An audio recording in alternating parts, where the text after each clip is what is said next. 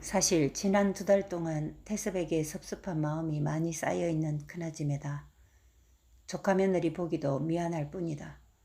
명절이 되었어도 마누라를 맡겨둔 채 선물 보따리 하나 올려보내지 않은 것도 그렇고 한 번도 발걸음하지 않는 것도 조카나 조카 며느리 보기에 내심 부끄럽던 참이었는데 불쑥 아이를 가졌으니 그 무슨 생선을 먹고 싶다고 요란을 떠는 것처럼 느껴져서 아까부터 내심 울화가 치밀어 올라오는 큰아짐에다.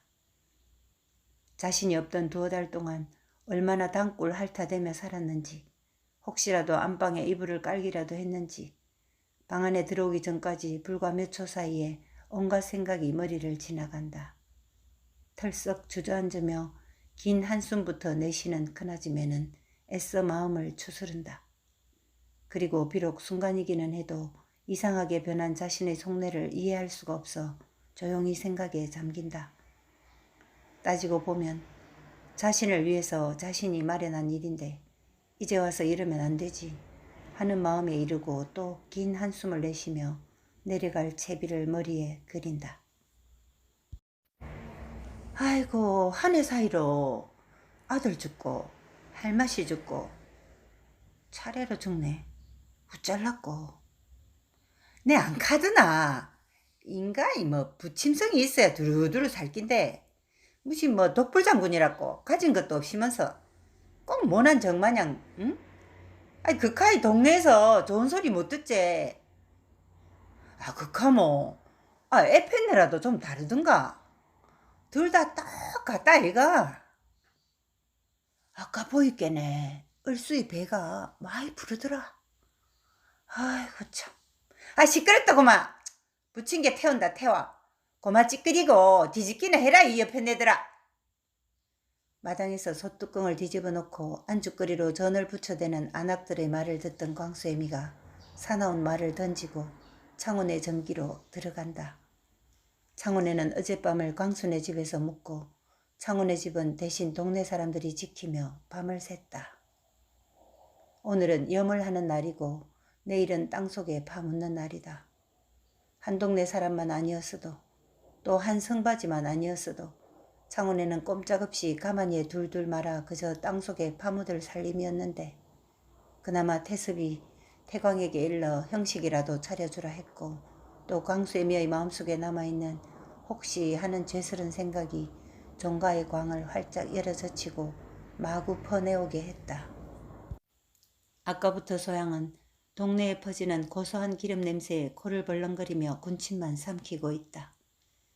김장김치는 물에 빨아야 겨우 먹을 지경이고 겨우 솟아난 봄나물들은 뜯어서 무치면 감칠맛은 나지만 기운이 없어서 그것도 눈에만 선하고 아직도 아른거리는 도다리 쑥국이 간절하지만 상간에 무슨 생물 생선을 기대한단 말인가 하고 있던 차에 몇 집 건너에서 풍겨오는 기름 냄새는 여간 회를 동하지 않는다.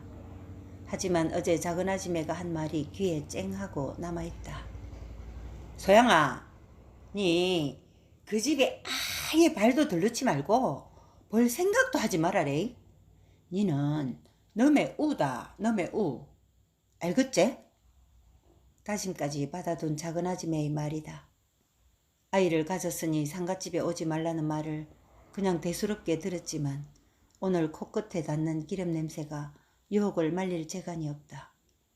벌떡 일어나 담 넘어 별채로 간다.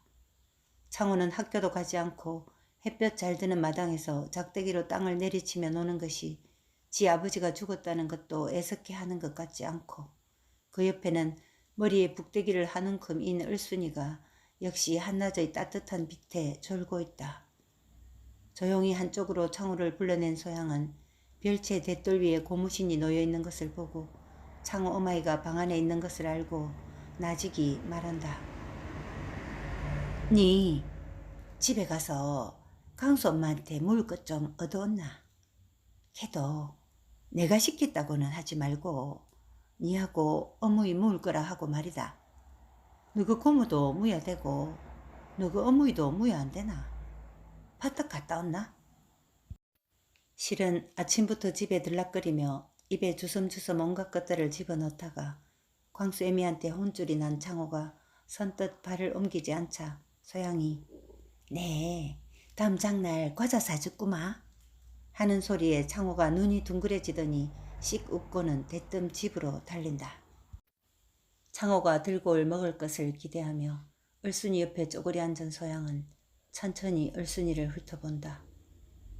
졸음에 눈이 고불고불한 닭처럼 을순이도 사람이 옆에 있는 것을 의식하지 못한 채 부른 배만 올렸다 내렸다 숨을 쉰다. 꾸루와이의 모습이 눈에 선하다. 을순이를 저지경으로 만든 그놈, 그리고 자신을 며칠 동안 옥살이 시킨 그놈은 지금 감옥에서 콩밥을 먹고 있겠다. 하지만 이 을순이는 앞날이 어떻게 될 것인가. 자신이야 뱃속에서 아이가 나오기만 하면 내던져주고 보따리를 안고 삼천포로 그날로 갈 것이지만 을순이는 도대체 어떻게 아이를 키운단 말인가. 그러나 이렇게 을순이의 앞날을 걱정하는 것은 소양뿐, 당사자는 물론이고 한솥밥 먹는 창호 어마이도 나몰라라 하는데 하물며 동네 사람들이 걱정할 리가 없다.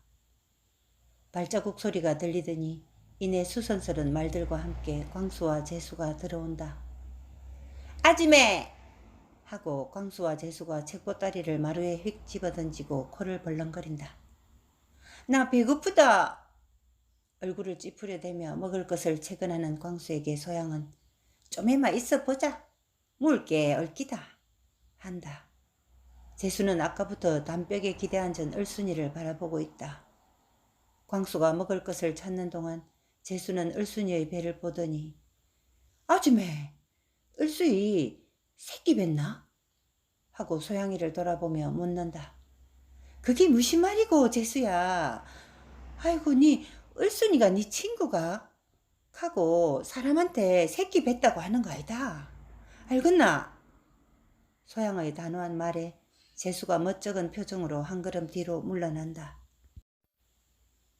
큰아짐의 집을 벗어난 장서방은 친구들을 안 만나고 가기에는 신세를 너무 많이 졌다는 생각이 든다. 예전에만 해도 홍이를 거두어주고 또 누이 집에 들러 직접 간접으로 장사에 도움을 준다는 친구들 소식은 들어서 알고 있었지만 그들에게 자칫 짐이 될 수도 있다는 생각에 그저 마음속으로만 고마워했지 선뜻 얼굴을 대할 생각은 하지 않았던 것이다.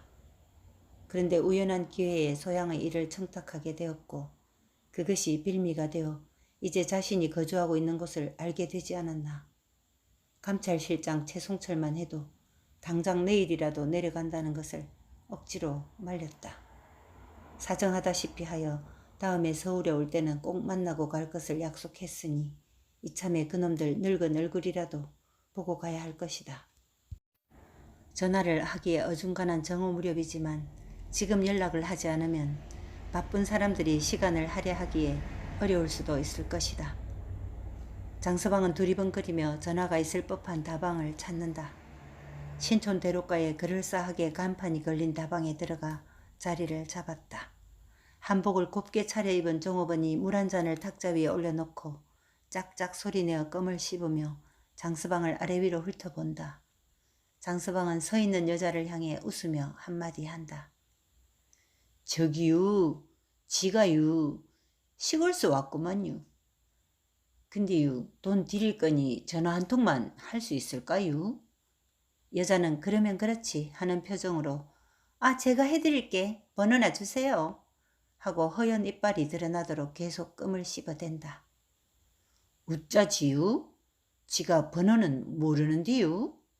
여전히 웃으며 종업원을 향해 도매산골 촌부처럼 장난질을 하는 장서방이다. 번호를 모르면 서울서 김서방 찾기지. 어떻게 사람을 찾아요? 참 내원. 코웃음까지 쳐대며 무시하는 태도가 역력하다. 차는 드실 거죠? 뭘로 드려요? 전화 얘기는 끝났다는 듯 차나 팔자는 것이다.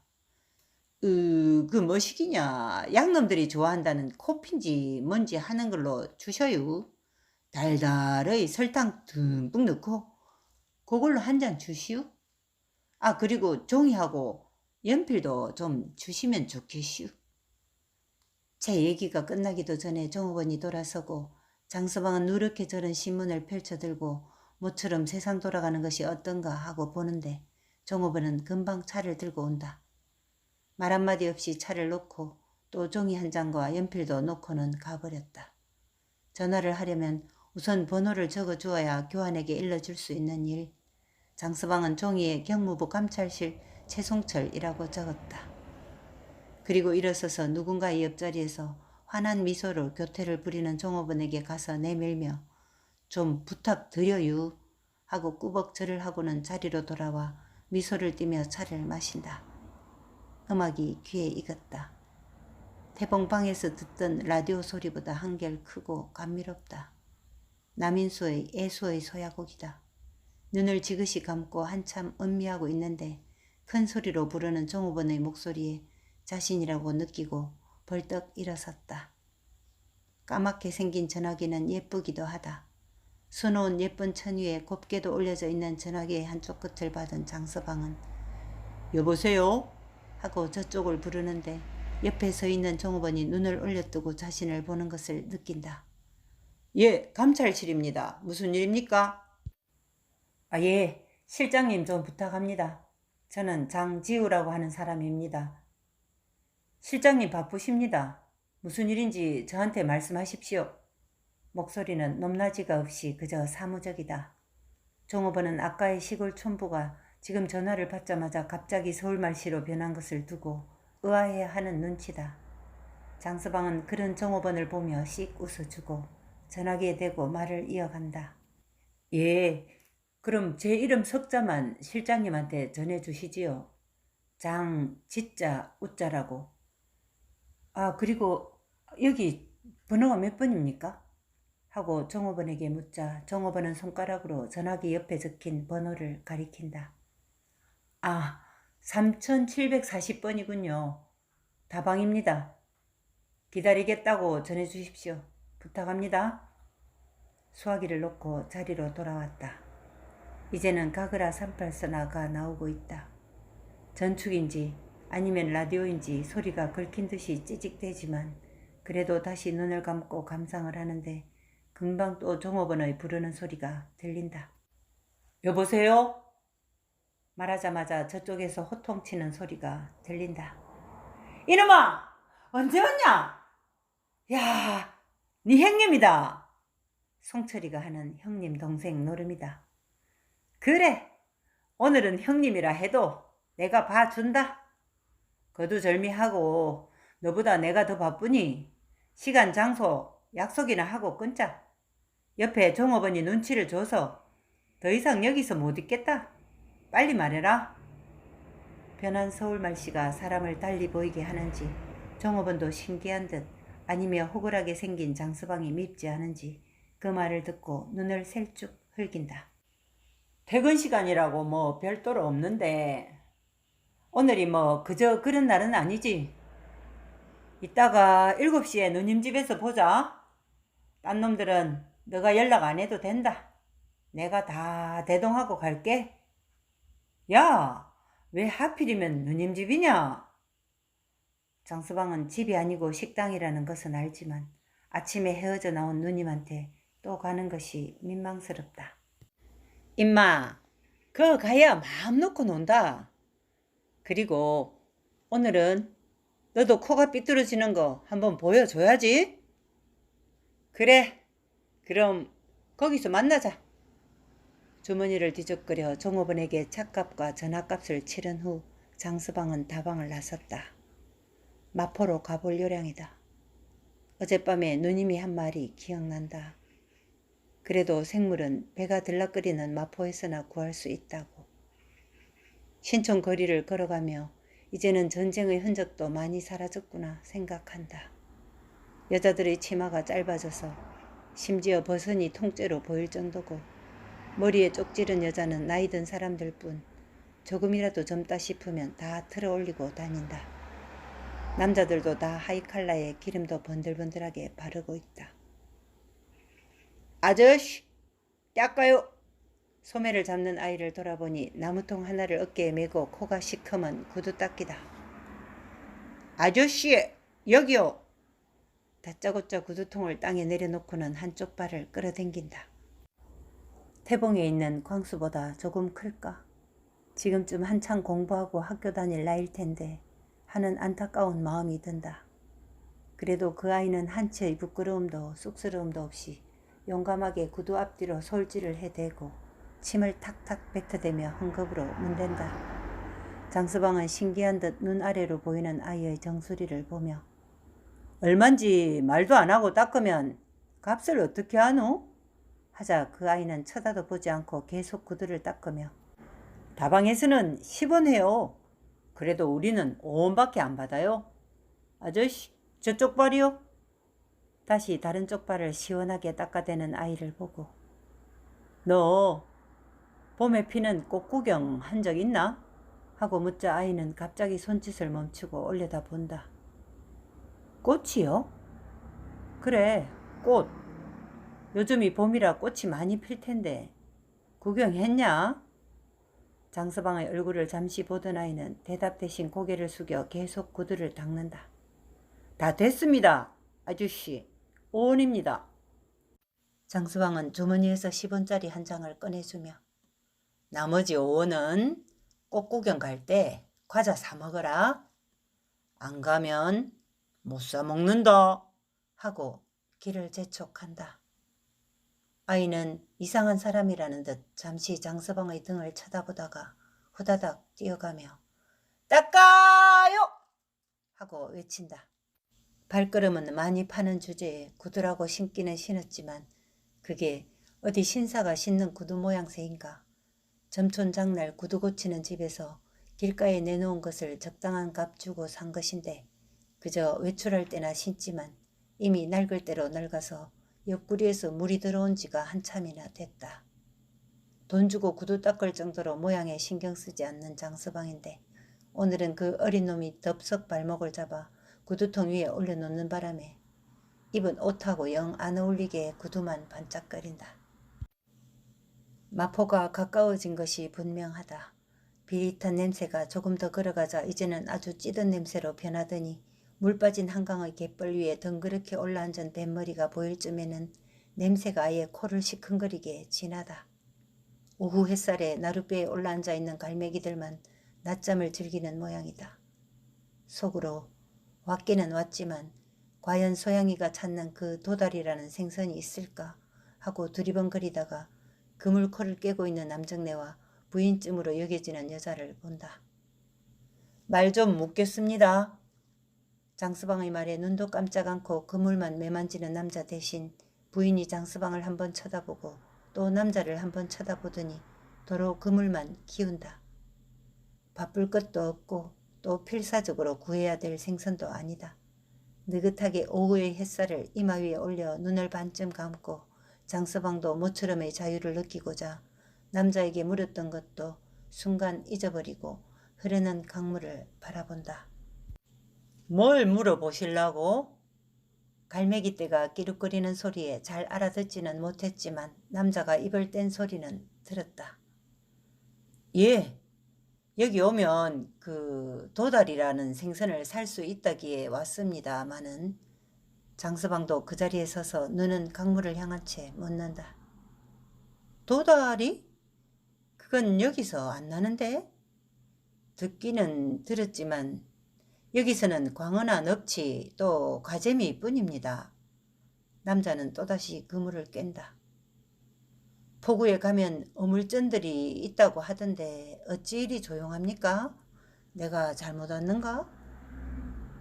아, 밤고기는 아침에 들어오고 낮고기는 저녁 해질 때쯤 오지. 한낮에 무슨 고깃배가 있을 거요? 이따 해그름하면 배가 들어온다오. 상시로 서는 장이 아니고 배가 들어올 때만 북적거리고 사라지는 포구의 어물전인 모양이다. 저쪽으로 가면 가게도 몇 개 있으니 돌아보시구려. 염장이 아니면 건어가 대부분이지만 가끔은 살아있는 것도 있다오. 서로에게 전하는 말은 하지만 들리기에는 선문선답하듯 하다. 해화동까지 가기에도 너무 이른 시간이라 남자가 말한 가게가 있다는 쪽으로 발을 옮기며 어차피 저녁 배가 들어올 때까지는 있을 수 없으니 적당한 것이라도 살 수 있기를 바라는 장서방이다. 판자 쪽으로 덩그렇게 지어놓은 가게는 그래도 제법 안이 넓어서 각종 건어물이 주렁주렁 걸려있고 주인처럼 보이는 여자가 파리채를 들고 개파리들을 쫓고 있다. 생물은 없습니까? 어떤 걸 찾으시는데? 생물은 이따 저녁 배가 들어오면 거기서 사야지 지금은 없지요. 식당이나 뭐 횟집에서도 배에서 바로 사지 통에 담아봤자 금방 죽으니 죗값도 못 받는다오. 그러면 건어물 중에서 혹시 도다리라는 게 있습니까? 여기는 광어나 넙치가 있지 도다리는 없지요. 그건 뭐 남쪽에서나 주로 난다고 들었는데. 아, 마른 생선이 오히려 깊은 맛이 있어서 먹을만 합니다. 결국 마른 넙치 2마리하고 가재미도 서너 마리 샀다. 소양이가 입맛에 맞으면 먹을 것이고 아니면 종가 식구들이 덕을 보리라. 시간이 넉넉하여 걷다가 전차도 타고 또 걷고 하면서 모처럼의 여유를 즐기며 서울 구경을 하다가 누님 가게에 이른 것은 거의 해가 넘어갈 무렵이었다.